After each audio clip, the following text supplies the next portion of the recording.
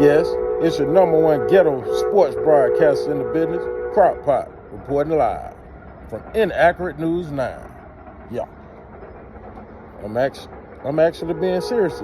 Yeah, I'm being serious today. Yeah, okay, hey, this what it is. For all the high school kids that don't have offers. Yep, I said it, college offers, you don't have college offers. Hey, we got the Battle of our foe. Florida Love presents the Battle of our foe, East and West, Polk County versus Hillsborough County, All-Star game.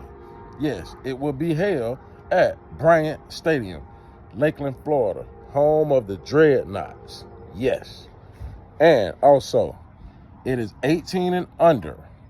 And #1, we will not accept any kids that don't listen, don't do as they told. Basically, no hard heads. This for the kids that want their #1 chance and shot at life. Hey, we will have NFL alumni on the premises. We will have NFL cheerleaders on the premises and also other NFL representatives. Also, Division I colleges on down, coaches and scouts will be in the building to see this talent. Again, I say, this is for kids that don't have college offers already. Okay?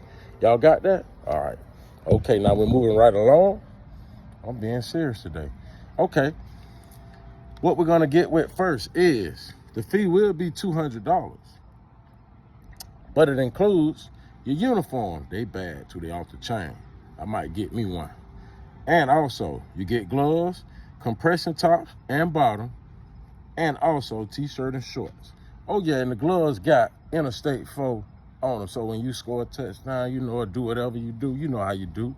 You know, you might want to straighten up your hair or whatever. You know, you see, y'all can't look as good as mine, but you know how it go. But anyway, hey, you know what?